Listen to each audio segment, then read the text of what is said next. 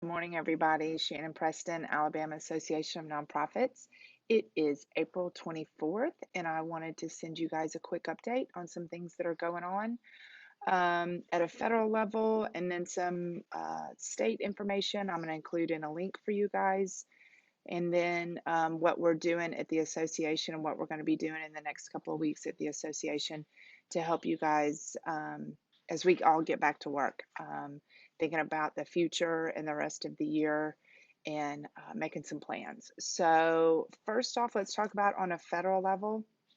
Yesterday, Congress passed what you guys will probably hear on the news as Phase 3.5. It because it wasn't a new bill, it was amendments to that third stimulus bill.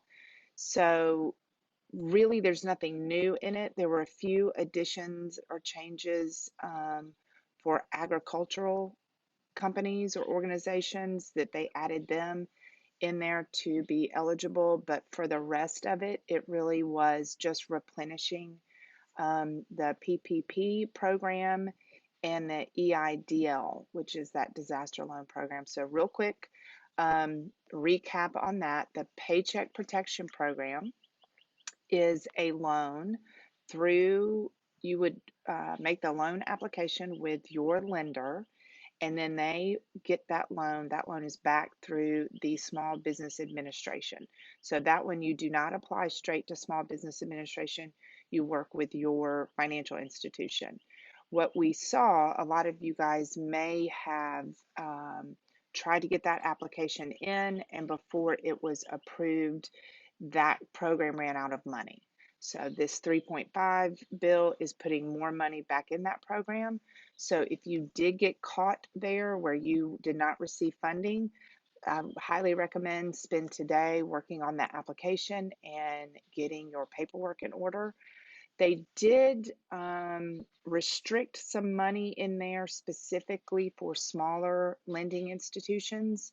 So if you were with a large bank and had trouble getting that application through the process, you might have a little more luck using a smaller bank or a community bank.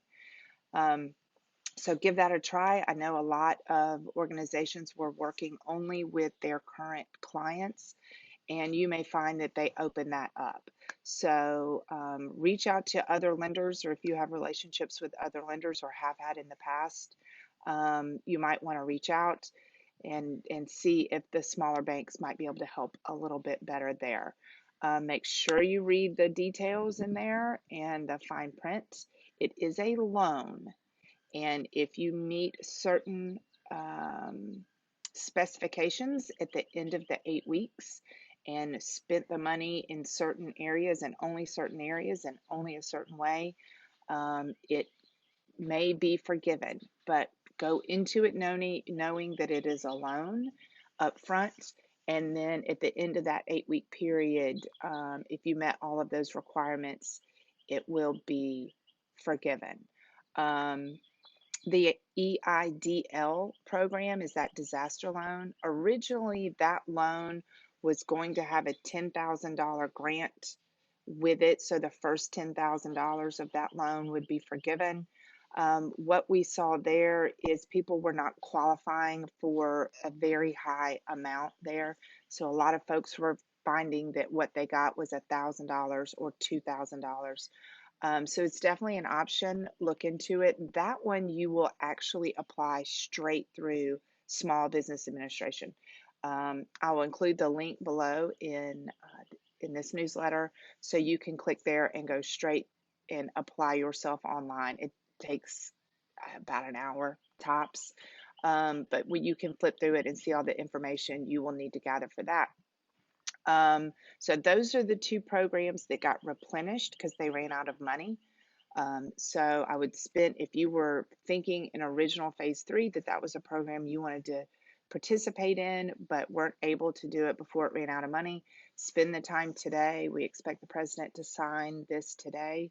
So spend the time today to get that application ready and get your paperwork pulled together. The rest of that 3.5 phase was increasing some revenue for hospitals and focusing on testing. Um, and some lost revenue space in there for hospitals and healthcare providers, rural hospitals. So if you are in that class, um, a lot of that is going to come through HHS, through the federal dollars. There will be some matching grants and things like that coming through. So if you currently work with Health and Human Services at a federal level, you might want to reach out and see what's going on with that funding that's coming through HHS. So they did increase that funding. So that's kind of it in the 3.5, nothing new there. We were hoping to be able to carve out some specifics for nonprofits, but hopefully we will see that fourth stimulus bill come, and we are actively working on that, looking at helping our nonprofits that were self-funded to increase the federal reimbursement of unemployment for larger nonprofits that kind of got caught in the gap that didn't qualify for Paycheck Protection Program, looking at some opportunities for them that might be able to open up. So I will keep you posted on any of that and what we're working on. I will include a letter from the National Council of Nonprofits that a lot of folks signed on to, that was originally what we were asking for and looking at. So you guys can have that information too. I'm also going to include a link from United Ways of Alabama. So that is the association that the United Ways belong to.